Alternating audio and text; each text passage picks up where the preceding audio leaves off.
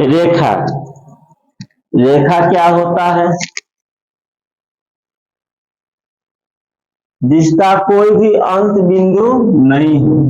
जैसे यह एक लाइन है, ठीक है ना। रेखा को इसको क्या कहते हैं? लाइन।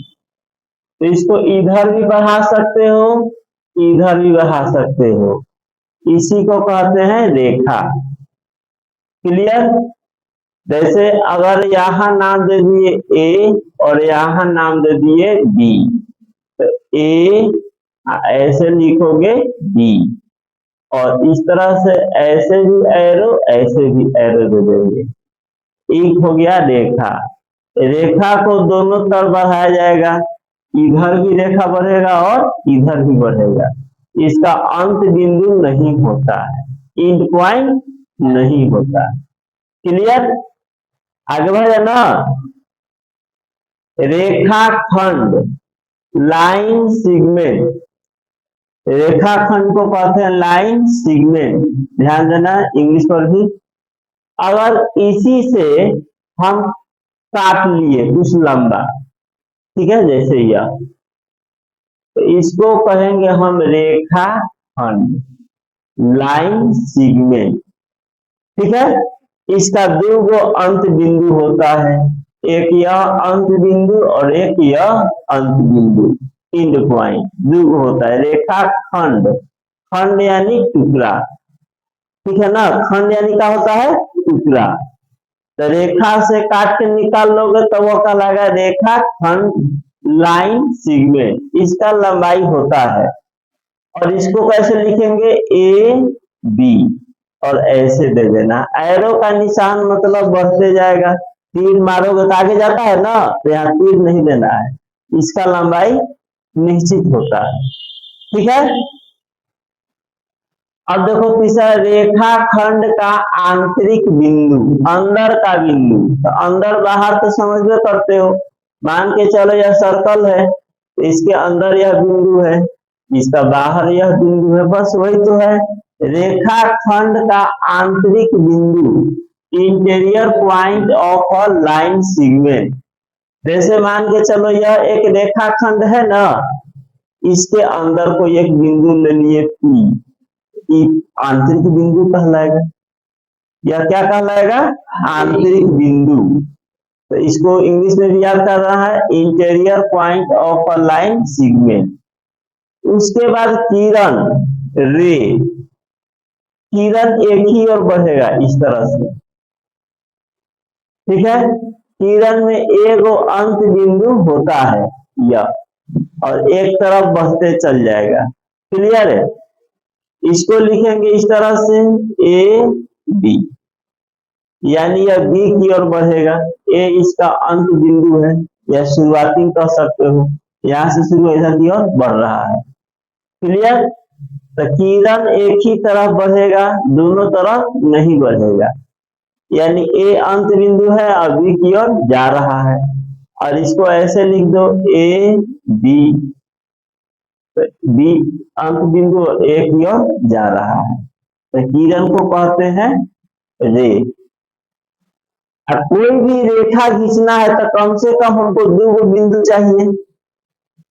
रेखा खींचना है तो कई बिंदु चाहिए? कम से कम दो बिंदु।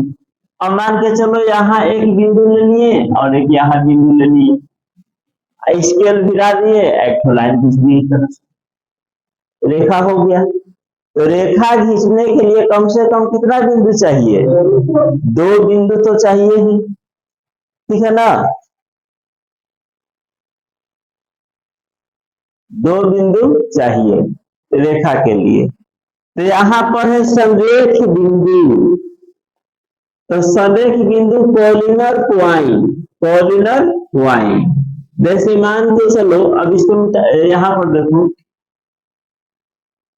जैसे यह एक मेन लाइन है ए और बी, यहाँ दो शहर है ए और बी, इसको लाइन खींच देंगे, रोड बना देंगे दो शहर के बीच। अब इस शहर पर अगर अनेक बस्ती और है, गांव छोटा छोटा, ठीक है ना, तो किसी रेखा पर दो से अधिक बिंदु हो गया तो उसको कहते हैं संरेख, कॉर्डिनर पॉइंट।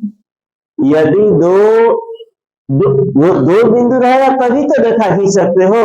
अब हम कहें कि एक बिंदु दे दिए रेखा खींचो, कैसे खींचेगा? ऊपर की ओर असर खींचेंगे तो ऊपर कहाँ बिंदु है, कहाँ मिलाओगे? नहीं ना मिला सकते हो। तो मिलाने के लिए कम से कम कितना बिंदु चाहिए? दो। तो द्विगु तो है ए और बी। मान के चलो गली पास हुआ, रोड पास हुआ, तो दो शहर को जोड़ेगा ना कम से कम। एक शहर है दूसरा शहर तो पता नहीं है, तो रोड कहाँ जाके मिलाएगा? नहीं ना। जैसे बाईपास निकलता है घुमा करके दो पॉइंट को मिलाता है ना, उस पॉइंट के बीच में मान के चलो और बहुत सारा वस्तु घटा गया, इसी को कहते हैं संरेख। और नहीं मुलाकात हुआ तो इसको कहते हैं असंरेख, नॉन कॉर्डिनर पॉइंट। कॉर्डिनर और नॉन कॉर्डिनर पॉइंट अच्छी तरीका से याद रखोगे, संरेख और असंरेख। दो बिंदु के बीच में अगर तीसरा बिंदु या एक रेखा पर, ऐसे याद करो, बोला छोड़ दो, एक रेखा पर दो से अधिक बिंदु हो तो उसे कहते हैं संरेख, और एक रेखा पर मात्र दो ही बिंदु हो, दो से अधिक न हो तो उसको कहते हैं असंरेख, इंग्लिश में नॉन कॉर्डिनर पॉइंट। बहुत ही इंपॉर्टेंट चीज है संरेख और असंरेख, ठीक है ना? ध्यान रखना, लिखवाए नहीं है, बोल दिए, याद कर लोगे। देखो कोण, कोण क्या होता है समझो। कोण क्या होता है समझो। यह एक किरण है, यह एक किरण है, दो किरण है ना, तो इसी को कोण कहते हैं, ओ ए बी। यानी यह हो गया ओ ए किरण, ओ ए है ना, इसका भी अंत बिंदु यही है और इस किरण का भी अंत बिंदु यही है। दोनों का अंत बिंदु क्या है? एक ही है। तो वह उससे जो बनता है उसी को क्या कहते हैं? कोण कहते हैं। इसको क्या कहेंगे? कोण कहेंगे। यदि दो किरण का अंत बिंदु एक ही हो या दो किरण से जो झुकाव पैदा होता है इसी को क्या कहते हैं? कोण। झुकाव पैदा हो, अभी हम सीधा खड़ा है, ठीक है, तो कोण ही ना बना। ऐसे झुकेंगे थोड़ा सा या गर्दन ऐसे करेंगे तो यहाँ पर क्या बना है? कोण। झुका कि नहीं झुका?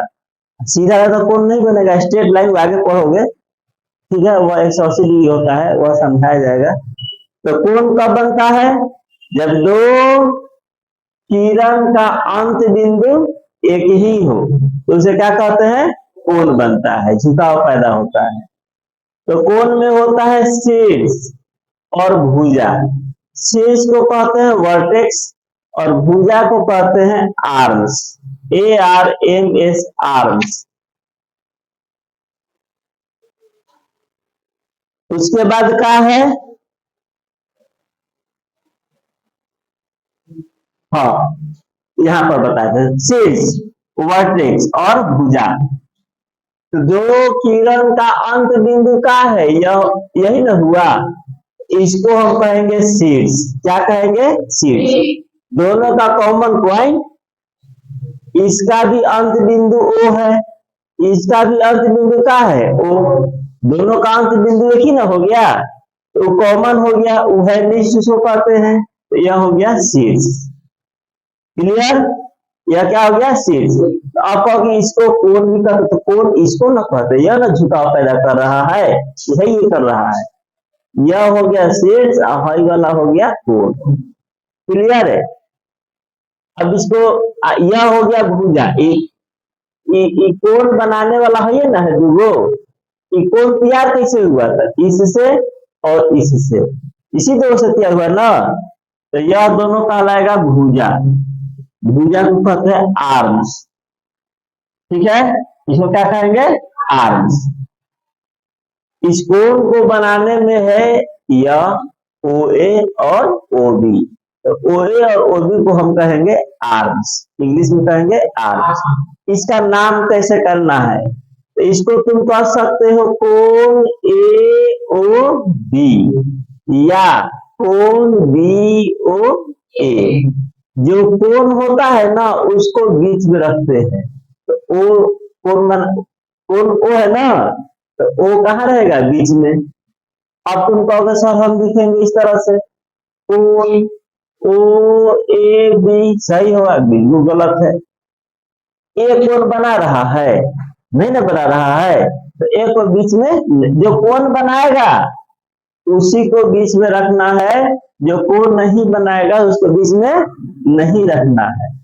अब मान के चलो अगर ये ऐसे रहता तब सही था, तब सही था, यही तो कोण हो गया, देखो देखो वो त्रिभुज बन गया, तो यह भी कोण हो गया, तब यहाँ पर सही है। बट त्रिभुज हम नहीं ना बनाए हैं, ये खुला छोड़ दिए है। अब यह लिखना गलत है कि सही है, बोलो।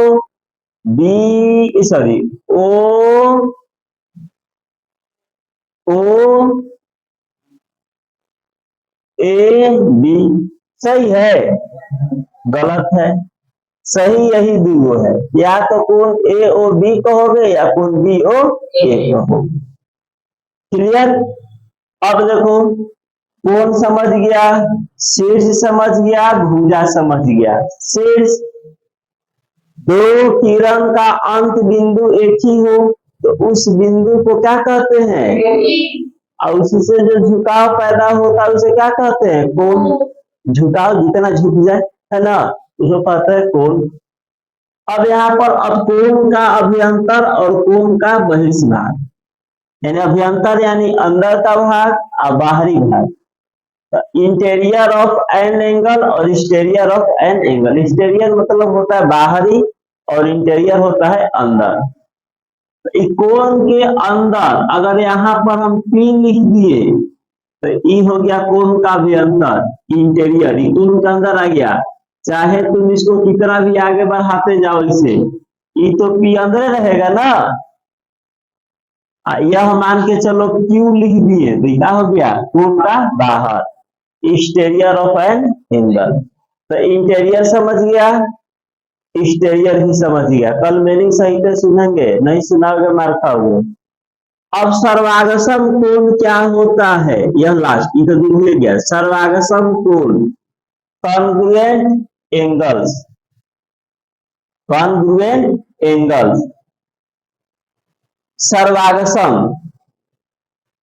सर्वागसम का अर्थ होता है हूबहू वैसा ही, बिल्कुल बदलाव नहीं, एकदम देखने में भी वैसा, साइज में भी वैसा, बिल्कुल वैसा, मोटा में भी वैसा, पतला भी जितना हो वैसे ही, एक दूसरे को ढक ले, एक दूसरे को ढक ले। अब मान के चलो एक ही साल के निकला हुआ 5 का सिक्का, 2 का सिक्का, जो एक ही साल निकला हुआ है वह सर्वागसम होता है। वह एक के ऊपर रखोगे ना तो एक दूसरे को क्या करेगा, ढक लेगा, वह सर्वागसम होता है। ठीक है। लूडो का गोटी ले लो, वह भी सर्वागसम होता है। एक जैसा होता है ना, कोई बड़ा छोटा होता है, ऐसा तो नहीं होता है। कैरम बोर्ड का गोटी ले लो, वह भी सर्वागसम होता है, बिल्कुल एक जैसा दिखने में लगता है कि नहीं। दरवाजा सटा दो, वह भी सर्वागसम होता है। और क्या होता है बताओ, नोट ले लो, एक ही साल के निकला हुआ, 10 के हो, 50 के हो, 500 के हो, 100 का हो, देखो गड्डी में एक के ऊपर एक रहता है, लगता है कि एक ही को है, नीचे लो दिखाए, चिपक के पार हो जाएगा, भीजा के अंगुली से गिनता है सब नोट, है कि नहीं। तो वह क्या होता है, सर्वागसम।